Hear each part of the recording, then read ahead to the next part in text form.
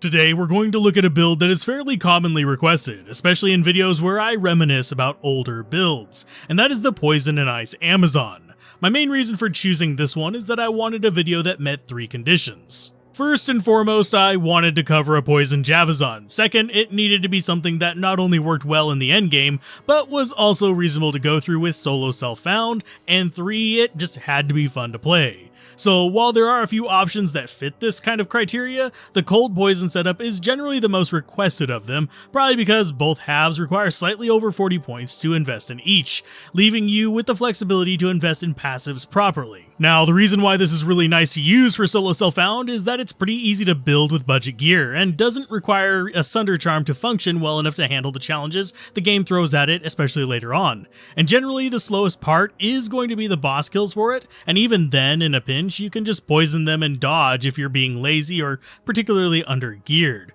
compared to most other builds that need to be constantly attacking to get that damage out. This is because the Poison Javazon is really one of only 3 characters that can use poison effectively, and only her and the Necromancer have it in a form that lasts more than a fraction of a second.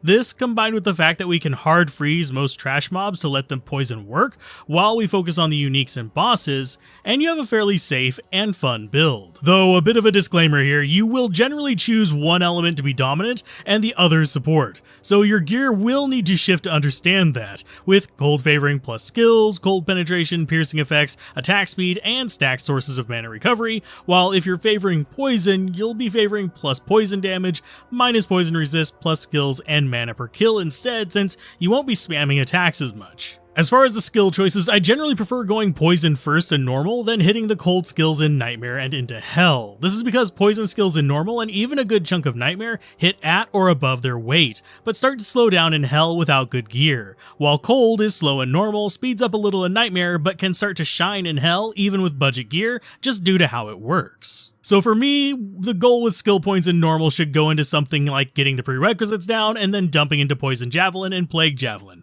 often preferring Plague specifically because the mana cost is not terrible, and with the changes in 2.4, you don't really need to juggle the duration issues like we had to in previous versions, meaning maximize damage first and then worry about the synergies. As far as any spare points along the way, the entire passive tree should be getting 1 point as you go, and we can invest in more later, but 1 point in each when available, especially Valkyrie, can be handy, and you'll want to get your Pierce ready by Nightmare so you can get as much value out of your cold skills as possible. That said, as we even just start to move into Nightmare, we should be finishing off all of the poison and then start investing in Freezing Arrow. And yes, this does involve having a bow on one weapon slot with Freezing Arrow on left click, and having the other weapon slot be a javelin and a shield with Plague Javelin on left click. And you will need to be carrying mana potions for most of this unless you're using an Insight Mercenary, which honestly is fine, especially if you get an Act 1 Mercenary, for it to have its share of ranged love. Now, the thing to remember with Freezing Arrow is that only one of the synergy boosts will boost the damage, so you will be maxing out Freezing Arrow and Cold Arrow,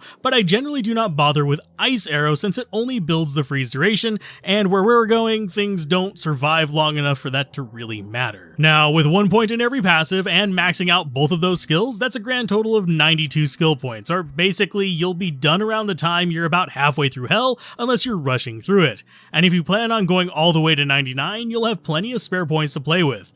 Personally, I like putting it into Valkyrie, but if you plan to do Ubers with this character, a shift into an auto-hit skill like Impale or Guided Arrow can be handy, even if it's quite a bit less efficient than the proper Uber hunters. Now, budget gear in Normal is just whatever javelins you can find. Even the starter ones will work, though if you can get some auto-replenish ones, those will be your best friend. And at this stage, while you can get a bow, I generally wouldn't bother. You won't need it until Nightmare, and of course things like Stealth and Lore are nice, but that's true of any build. In Nightmare, the budget options open up a bit, especially now that you're likely integrating Freezing Arrows into the formula, with my 2 personal favorites being Insight and Melody. Insight, since it provides you with the mana regeneration to help keep up with the Freezing Arrows, or to top off your mana between bursts of poison from your javelins on swap, and Melody, since it can be stacked on an Amazon bow for really solid bow plus skills, and the other mods on it are not half bad either. Another somewhat handy addition at this point is the Amazon runeword Peace, thanks to plus skills, a decent level Valkyrie summon effect,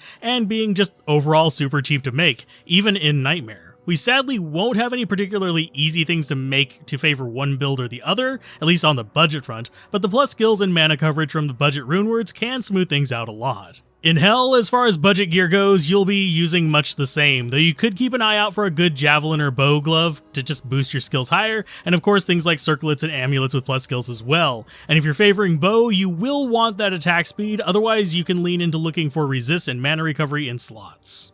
Now, chase gear is when you'll start to see the two parts of this build really come into conflict with each other. For this video, since I wanted to focus on poison javelin, I leaned into that primarily with bramble armor for +% poison damage, though intentionally kept it as a mediocre one for testing purposes, and even pulled out some poison facet gear such as a rainbow facet headhunter's glory, since I like it for resistance sockets, as well as a poison faceted crown of ages that is nice for resist plus skills and sockets, even if it is a bit strength hungry. Now, my investments beyond that were not to the extent that it's purely clickbaity numbers like you'll find in most poison Javazon videos that tout hundreds of thousands of damage, but rather more functional numbers that sacrifice a minimal amount of resources needed to get the bow side of the formula working.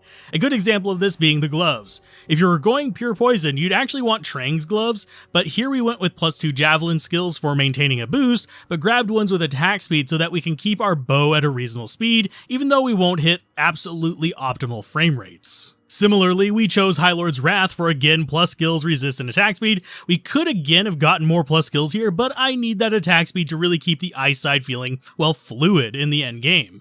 The rest of our gear, thankfully, is a bit more predictable, with Ravenfrost to keep us from getting chilled so we can keep our attack speed up, but also throw a pinch of extra cold damage into our splash. And on the other finger, we have a Leech Ring to help us keep our mana under control. It won't keep us topped off, but it will give us enough to help kind of get out of a pinch, especially with Silkweave Boots for a bit of mana per kill. Since while this is not a super mana hungry build, except for on the ice side, it does need a bit. Even so far as you might want to actually dip a little bit into energy or get some plus mana charms. As far as our belt of choice, that was made again more for ice than poison, since we want the pierce effect to stack with our pierce skill, to get that 100% piercing that is so desirable. Razortail also helps in a few other ways, but for our purposes, this is the main one we want it for. If you're skipping ice, this would be replaced with Arachnid's Mesh, and you'd probably want a Stone of Jordan for one or even both of your rings. Weapons are the last choice we make. There's actually a few options as we mentioned in the budget section, and there are a few rare or even magic options that can be extremely punchy for the build, but the easiest and most straightforward options to look for are going to be Titans for the Javelin side, since it has plus skills, stat boost, auto replenish, etc. That is super handy for pretty much any Javelin build and a solid safe choice. And for the bow on the cold side, we're going with an Ice Matriarchal bow. This is usually going to be your safest bet for a cold skill like bow in the game just in general. There are some other options that can come close, but outside of Melody, most of them are kind of mediocre. If you're curious about why we chose this one, I'll drop a link to Boa's test runs at the end of the video, and with our slightly slower attack speed, the gap between this option and the others is actually going to be a bit more pronounced, so keep that in mind. Now, before we reach that point though, the play strategy for this build is thankfully pretty straightforward. It's not poison immune, throw a javelin at it, and it will die fairly quickly to the poison. If it is poison immune, then you shatter it with cold. You want to lean on poison primarily since it uses our mana much more efficiently, but both are pretty dang deadly with this setup. That said, there are a few enemies in Act 5 Hell that are dual immune to cold and poison. Thankfully, they're fairly fragile skeletons your mercenary can handle, whether that's an Act 5 Plague Barbarian that can break the poison immunity, or an Act 2 mercenary just punching things in the face, or even an Act 1 Fire mercenary covering your gap. Any of the above would work just fine, though you could also look at Sunder Charms, which I opted to avoid for my runs in this one, but if you have the chase gear, I would select just one of them based on which attack you prefer more, since with poison facets you can squeeze out enough negative resist to be semi-effective. Same situation with cold and the ice bow, and some facet gear and plus skills to push it up. But overall, even without Sunder, it's a fairly smooth build to play regardless, since it's very much a left click to win build, pressing W to shift between the two highly functional build choices. And all you need for your right click is Valkyrie and maybe Inner Sight if you want to guarantee your pierces more. So do you prefer focusing entirely on one damage type, or do you prefer being able to use two distinct, fully synergized skills to smack down anything that stands in your way? Mention it down below, and if you want to see the videos without YouTube's janky ass compression, or you want to support the channel, check out the Patreon link on screen now.